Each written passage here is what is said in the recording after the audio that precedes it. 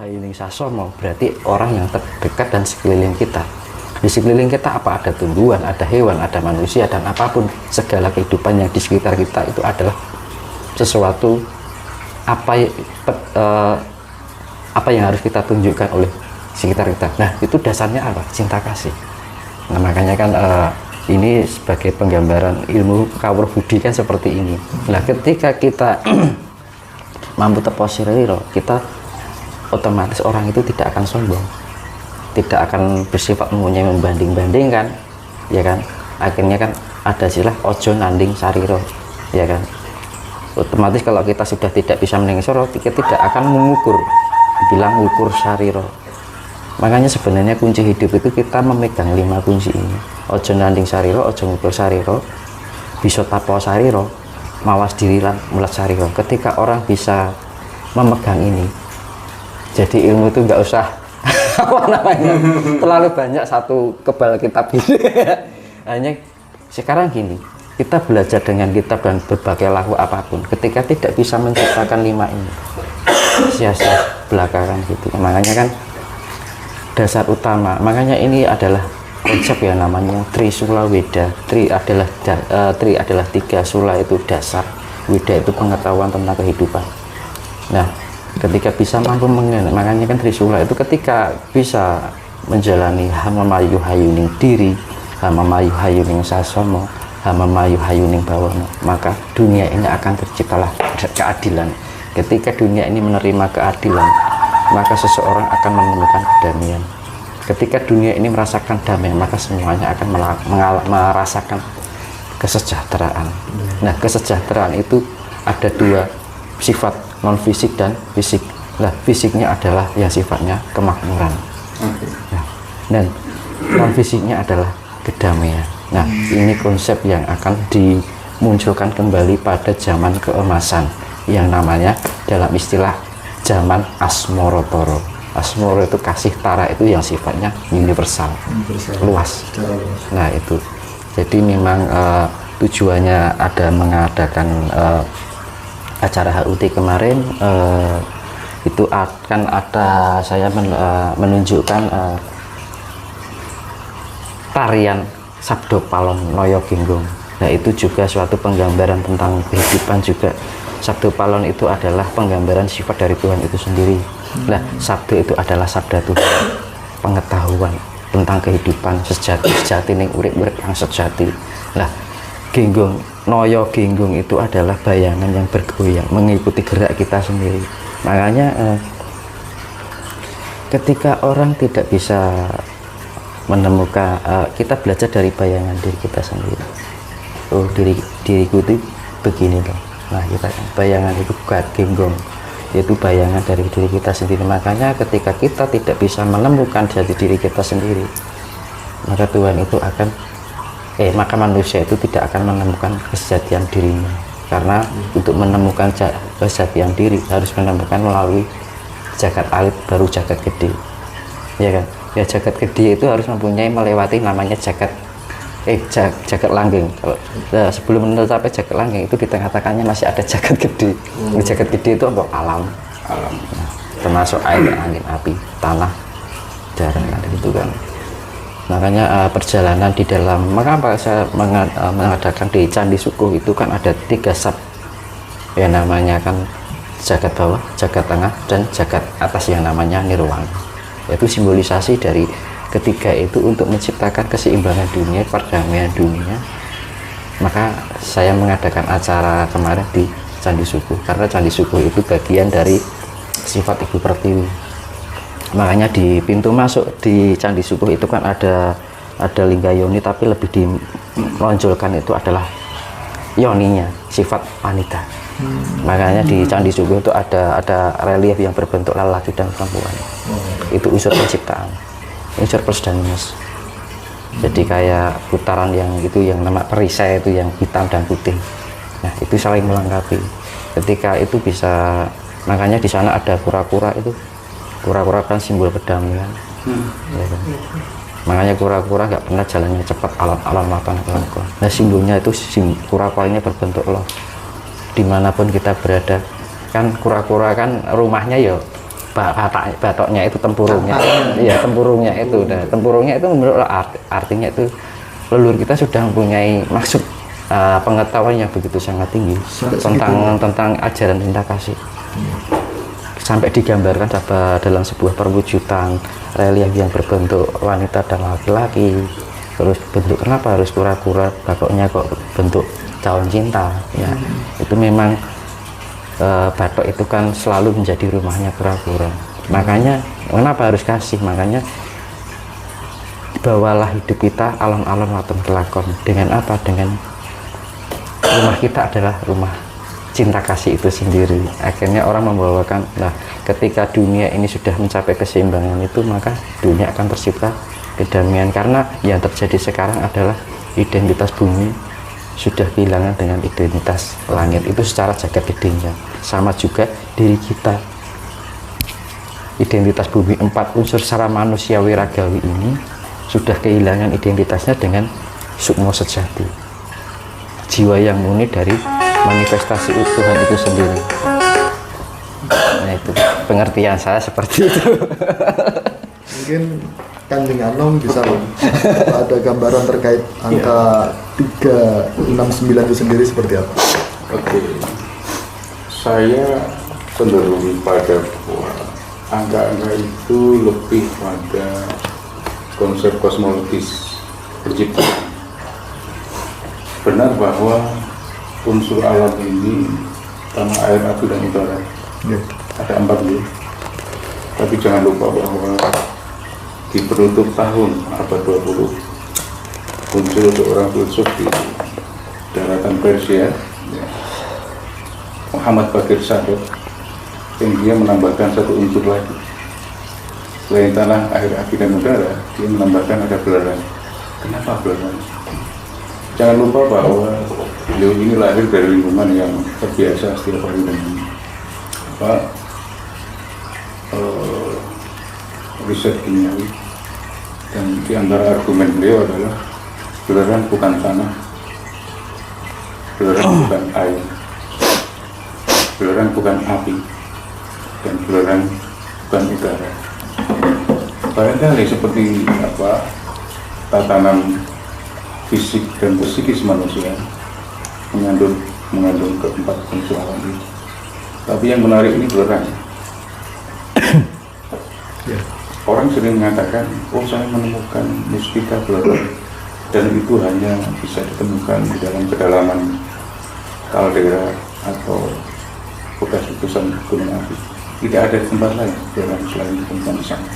Bukan hanya berfungsi sebagai obat, tapi unsur-unsur dalam belerang memuat banyak sekali unsur-unsur kimia yang sangat penting dari tata kosmologi kehidupan alam raya ini. Belerang pada waktu tertentu dia bisa mencair, pada waktu tertentu bisa menimbulkan panas, pada waktu tertentu dia bisa mengademkan hilang, pada waktu tertentu bisa menjadi unsur lain.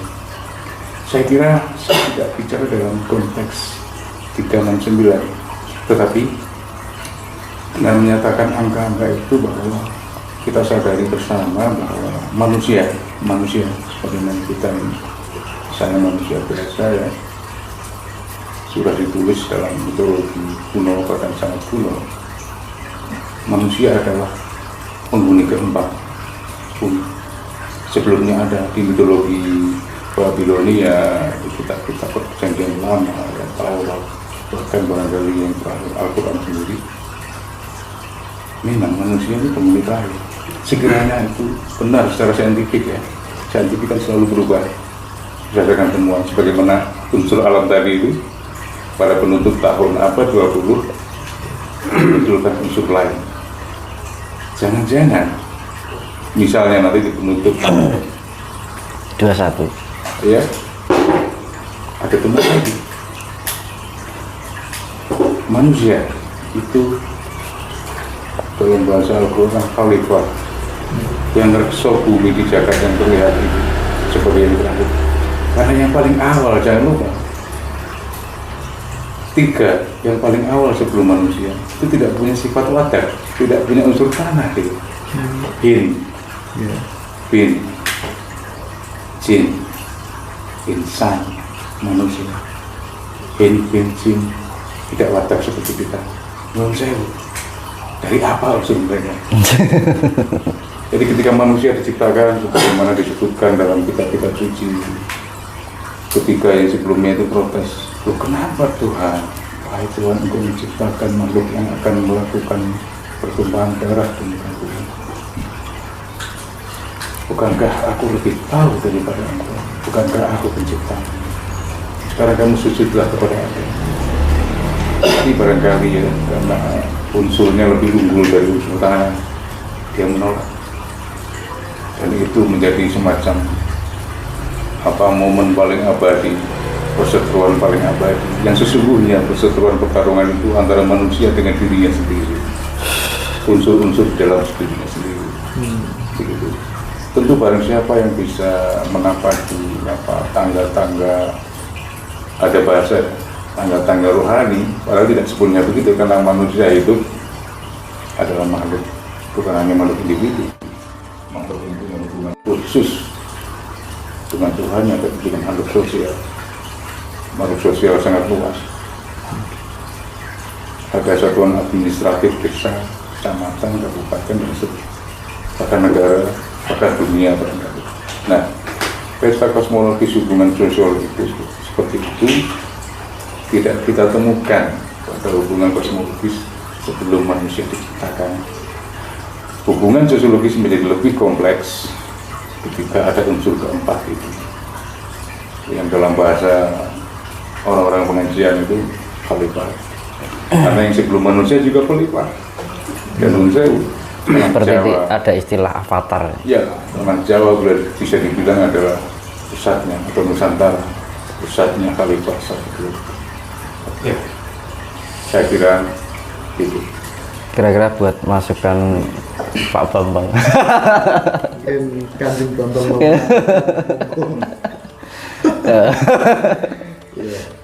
Oke, kembali ke Mas Dinus. Mas Dinus, Okay. Kita mau bicara tentang Kundalini. Ini kan banyak digembar-gemborkan terkait Kundalini. Seperti apa, Mas Dinus, kebangkitan Kundalini tubuh manusia itu sendiri? Kalau Kundalini kan bahasa-bahasa sekarang ya. Iya. Jadi kalau saya lebih pemahaman bagaimana pengetahuan itu bisa diterima secara mudah diterima gitu. Kalau kita bicara Kundalini nanti orang secara umum, entah nanti bagi orang tua kan kasihan, iya kan, juga orang yang tua di usia 40 ke atas sampai 50 ke atas kan juga pengen dia menemukan esensi dari sifat Tuhan itu sendiri, bagaimana menjalani kehidupan ini. Kalau kita membicarakan Kundalini kan terlalu ekstrim buat orang usia lanjut kan. Istilah apa dari mana? Kan Kundalini kan bukan bahasa sekarang ya. Jadi saya membahas Kundalini ini saya terangkan dengan kemungkinan bisa diterima oleh semua kalangan. Karena memang Kundalini itu adalah modal dasar. Jadi kalau orang bilang berada di cakra dasar ya. Cakra dasar. Sekarang jenengan gini, jenengan duduk bisa enak kan tergantung apa pantatnya kan. Iya. Nah, jenengan posisi meditasi kalau berada di posisi miring kira-kira nyaman ya? Wah, hitungan menit aja gitu. Nah itu kan. Berarti kan kamera ya. Iya. Berarti kan puncak kenyamanan itu harus posisi duduk kita sendiri kan. Oh gitu. Nah, sebenarnya Kundalini itu adalah keberadaan posisi kita mencapai pada titik kenyamanan itu sendiri. Karena apa? Di dalam diri kita kan katanya ada 7 cakra gitu kan. Untuk dibangkitkan lah, cakra itu bisa bangkit itu ketika cakra dasarnya sudah mencapai titik kenyamanan itu sendiri. Nah itu yang dinamakan Kundalini. Makanya dibilang ini tulang rusuk sampai ke sini, ya kan, kotak kecil bagiannya merangsang. Nah itu kan dari ada istilah. Makanya itu kan semua itu mengalir dari sini, ya kan? Dari cakra dasar ini yang namanya orang bilang Kundalini itu mencapai titik kenyamanan. Kalau dengan posisi panik, ya loh, dia dikuburkan.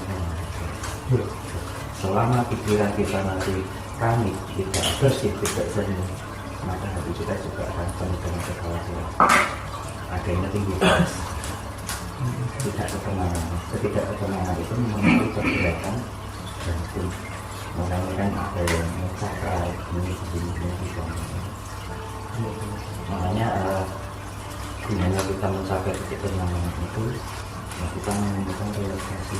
Nah, relaksasi itu kita bisa menghubungkan syarat yang paling banyak ada di otak. Karena otak itu syarat itu satu alat untuk menerima segala sesuatunya dari kepekaan, karena berkaitan dengan darah dan syaratan adalah darah.